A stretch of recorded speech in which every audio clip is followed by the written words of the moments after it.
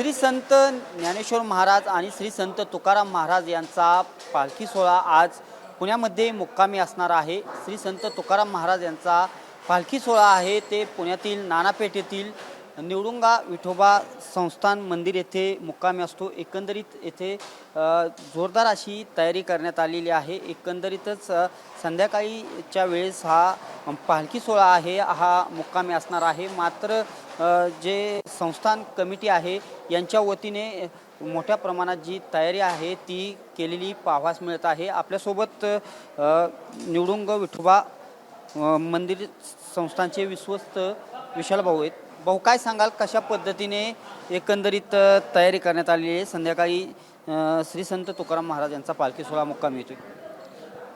मागील 350 वर्षाची ही आपली परंपरा आणि या परंपरेला अनुसरून चालणारा हा आपला धर्म आणि त्यातलाच एक भाग आज पालखी आपल्या पुण्यामध्ये येते। पुण्यामध्ये नानापेठमध्ये संत तुकाराम महाराजांची पालखी येते आणि भवानीपेठमध्ये ज्ञानेश्वर माऊलींची पालखी येते। या दोन्ही पालख्या ज्यावेळेस नाना भवानी पेठेत येतात तर ह्या आमच्या पूर्व भागातली जी काय सर्व पेठांचा जो भाग आहे, जो पूर्वी मूळ पुणे म्हणून जो होता, या मूळ पुणेकरांना यांची सेवा करायची संधी मिळते आणि साधू संत येती घरा तोची दिवाळी दसरा या उक्तीला अनुसरून आमच्या भागातील सर्वच भाविक लोक, सर्वच लोक आपल्या घरात सर्व नागरिकांना, वारकऱ्यांना घेऊन त्यांना जेवायला घालत असतात, त्यांची सेवा करत असतात।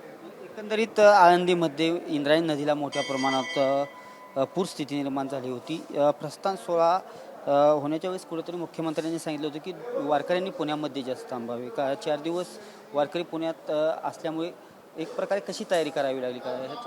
पुणेकरांचं मन फार मोठं आहे, त्याच्यामुळे पुणेकर नेहमी सेवेसाठी नेहमी अग्रेसर असतात। पुणे तिथे काय होणे त्यातलाच म्हणजे पुण्याला जो माणूस येईल त्याचा कुठेही पाहुणचार त्याचा कधी राहत नाही। पुण्यात येणारा माणूस कधी भुकेला राहत नाही। त्यामुळं माननीय मुख्यमंत्री साहेबांनी जे निवेदन केलं होतं की आळंदीला पूर आलाय, कोणी आळंदी देहू या ठिकाणी न जाता पुण्यामध्येच यावं, पुण्यामध्ये आल्यानंतर त्यांची सर्व सोय या ठिकाणी केली जाईल।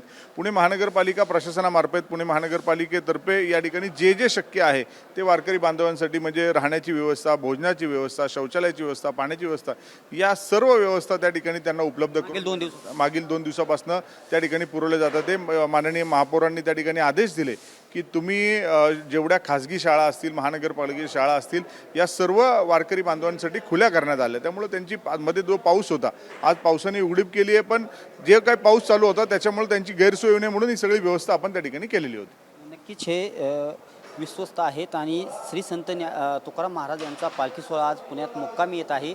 यापूर्वी ज्या ठिकाणी मुक्कामी सोहळा असणार आहे येथे सर्व तयारी करण्यात आल्याची माहिती विशाल दनवडे यांनी दिल्याचं पाहावयास मिळत आहे। कॅमेरा पर्सन सुशांत राऊत सह मी दीपक कापरे, TV9 मराठी, पुणे।